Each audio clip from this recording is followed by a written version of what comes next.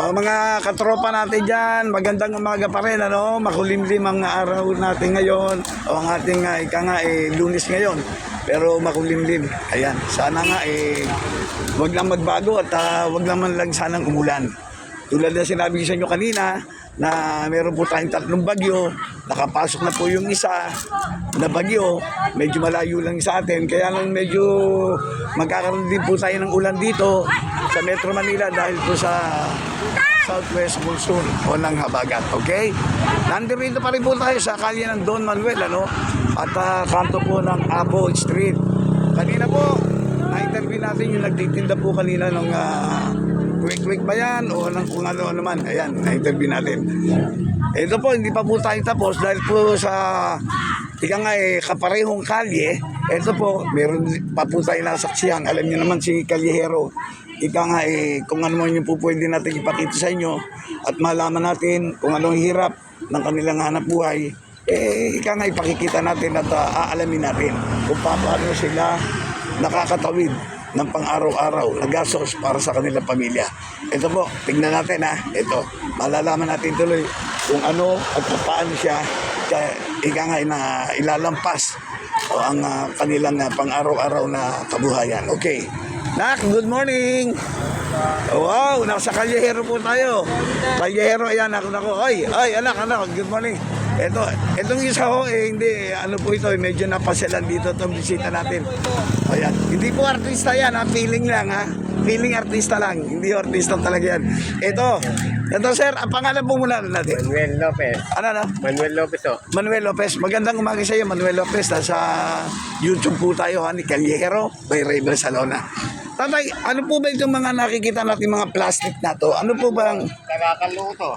Ito ang mga kalakal. So, tatay, parang napansin ko wala kayong ibang dala kundi mga plastic lang. Plastic. Exclusive ang plastic yan, o meron bang iba-iba? Meron po, lahat ng karton. Alam mo, binenta ko na yung karton ko. Okay. Kumusta na po itong ganitong hanap buhay, tatay?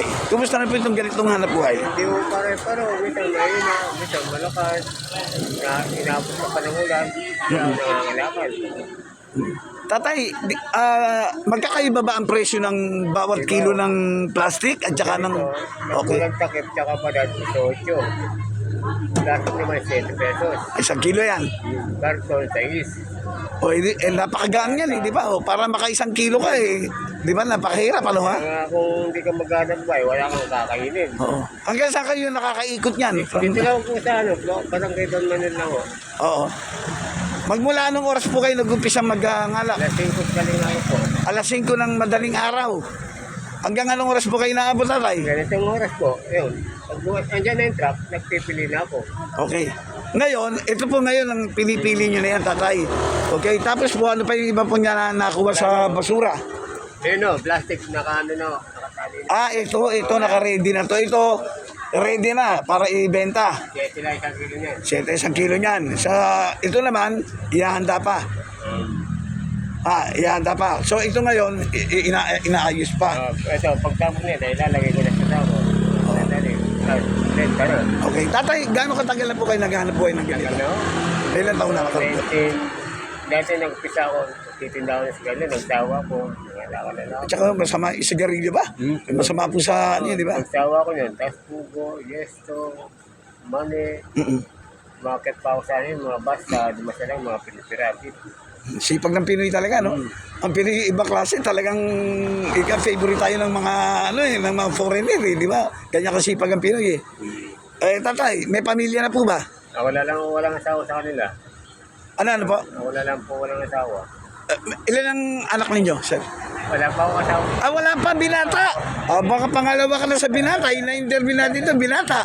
Ikaw ba, anak? Binata ka rin ba? Hiwalay po sa asawa. Ito, hiwalay. Meron hiwalay. Hiwalay naman. Hindi May anak na po. Dalawa. May anak na po. Ano ba masasabi mo kay tatay? Lagi mo bisa nakikita rito? Opo, kaibigan po po sa araw-araw ko. Ayun! Kaya naman pala, magkaibigan. Kita mo naman, magkaibigan, Pogi. Pogi rin. Kaya talagang best friend. Tatay, ika nga yung hanap buhay mo yan okay na yan, tuloy-tuloy na yan. Ha? Hanggang nabuhay ka rito, hindi ako titigil, nangangalakal. Oo. Basta ingat ka lang, alam nyo naman, napakahirap ng panahon natin ngayon, ang buhay natin, di ba? Tsaka nakita mo, umaraw, umula, kaya alagaan mo sarili mo. Okay? Mahirap na yung kikita ka nga, gagastos mo na sa ospital, di ba? Okay. So yun, tatay, baka may papasalamatan ka. Sige po, o kaya may babatiin ka. Sabihin mo, tatay. Binabati ko yung mga kapatid ko. Tingnan niyo ako sa Don Manuel. Pera. Yan lang o. May mga kabats ka ba? May mga kapatid ko. Okay, sama na rin natin si anak. Sige. Binabati ko yung mga taga-norte dyan. Ito na ako ngayon, artista. Okay. Yan, nakita nyo, yan ha. Ayan, happy lang, di ba? Okay, so yun ang ating ikangay pang Lunes na umaga. At tayo nagpapasalamat sa ating mga kaibigan. Tatay, ano uli ang pangalan? Manuel Lopez. Manuel Lopez, ikaw naman. Romel. Romel, maraming salamat sa inyong dalawa ha. At kahit pa paano napagbigyan niyo si Tatay Ray ng Kalyero, okay? Okay, thank you so much, Kalyero by Ray Barcelona. I thank you, I saludo ko sa mga ganyang mga nagtatrabaho na Pinoy eh. Hindi nga, kumaga, hindi umiiwas sa mga mahirap na trabaho. Okay, Tatay? Thank you very much. Bye-bye, God bless you always. Bye-bye.